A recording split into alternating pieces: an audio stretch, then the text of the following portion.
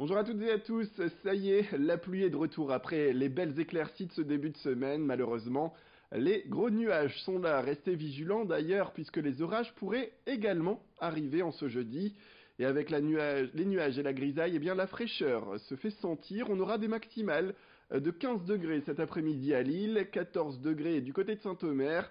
Et sur le littoral, eh bien, ça baisse également, avec 12 petits degrés à Dunkerque et 11 degrés seulement à Calais. Vous retrouverez bien sûr toutes vos prévisions météorologiques en images, ce sera tout de suite après cette édition. Et on commence avec les images d'une conférence pour mieux comprendre l'autisme à Lille, c'était hier, quelques jours après la journée mondiale de sensibilisation à cette maladie. Et bien le 2 avril, l'association Le Cœur Bleu a réuni des futurs aidants. L'objectif est de mettre en avant les solutions pour encadrer et accompagner les enfants autistes et leurs familles. L'occasion de présenter aussi des innovations comme l'approche en psychologie ABA. C'est une technique qui a fait ses preuves dans les pays anglo-saxons et qui est arrivée en France au début des années 2000. Une pratique qui, pourtant, selon les associations, serait encore trop peu utilisée dans les établissements spécialisés, selon notamment Katia Gargir, elle est psychologue et présidente de l'association Le Cœur Bleu. Elle était à notre micro.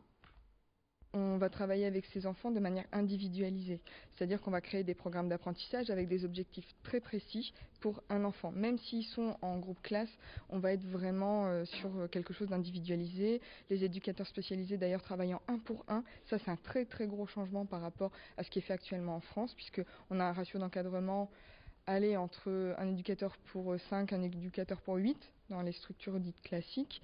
En ABA, non, c'est vraiment du 1 pour 1, voire parfois plus. Partez du principe que tout ce qui est individualisé est, on va dire, plus efficace.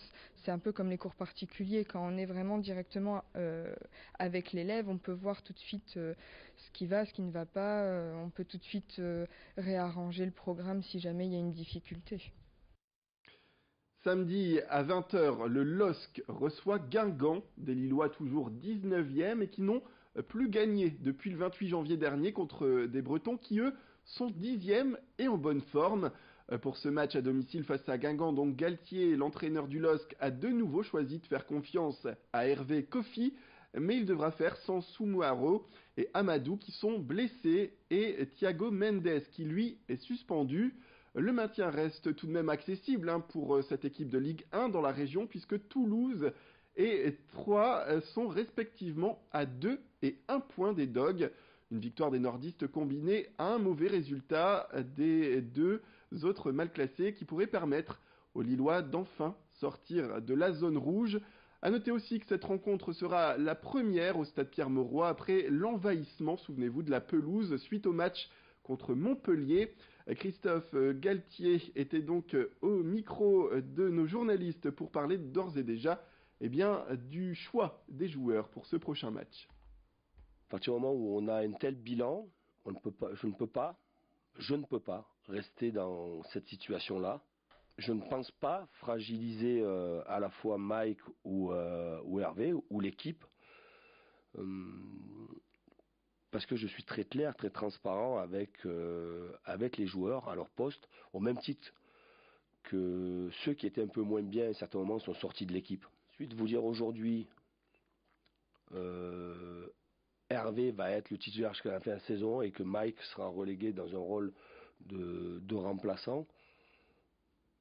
Je ne peux pas vous dire ça parce que la situation est tellement difficile et que je crois en la capacité aussi à Mike de retrouver son très bon niveau pour aussi tirer l'équipe vers le haut. Christophe Galtier qui s'est exprimé également durant la conférence de presse de ce jeudi sur l'état d'esprit des joueurs. C'est dans l'ensemble des joueurs qui sont concernés et qui sont tristes, qui sont frustrés. Et il faut qu'on passe au-dessus de cette frustration qui génère soit on est inhibé quand on est frustré, soit on est très énervé et agacé. On est frustré parce que personne n'est heureux dans cette situation-là et parce que personne n'imaginait être à 6 journées de la fin, à être relégable. Les résultats des uns et des autres nous laissent encore croire et nous laisse encore espérer qu'on peut se maintenir si nous, sur un plan collectif, on arrive à inverser les cours du match. Dans le reste de cette édition, on part à la découverte de la maison natale du général de Gaulle. Elle se situe à Lille, rue Princesse. C'est un lieu historique et emblématique de la capitale des Flandres.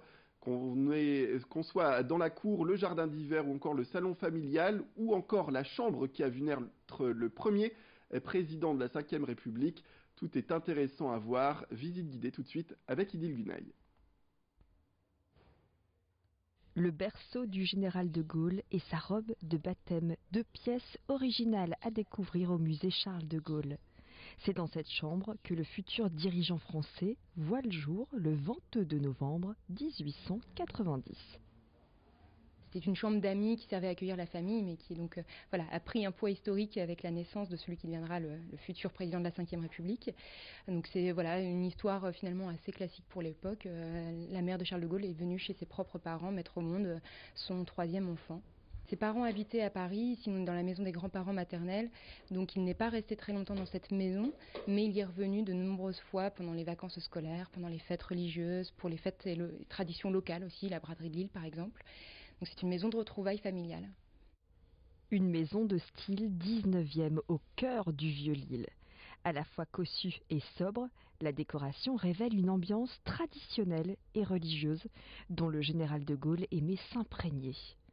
Jusqu'à l'âge de 22 ans, il y retrouvait régulièrement ses cousins et ses cousines pour des réunions de famille sous cette verrière. Le jardin d'hiver, c'était une pièce importante pour l'ensemble de la famille puisque c'est une pièce qui était très lumineuse, qui était très agréable, qui permettait de profiter aussi du jardin extérieur tout en étant à l'intérieur. Mais c'était aussi pour les enfants, donc Charles de Gaulle, ses frères et sœurs, ses cousins, cousines, un vrai terrain de jeu où on aimait jouer aux soldats de plomb, on aimait jouer la guerre. Ça, c'était un des jeux favoris de Charles de Gaulle, ce qui n'est pas surprenant quand on voit après la vocation et le métier qu'il a épousé ensuite. Donc c'était vraiment une pièce qui était appréciée de toute la famille. En 1947, cette maison a été vendue par la famille de Gaulle. Aujourd'hui, elle est devenue propriété de la Fondation de Gaulle. La bâtisse, gérée par le département, est classée monument historique depuis 1990. Voilà pour ce reportage signé Idil Gunaï. C'est la fin de cette édition. Merci à toutes et à tous de nous avoir suivis. Restez avec nous. Tout de suite, vos prévisions météorologiques, c'est promis. Sans oublier un prochain flash au prochain quart d'heure.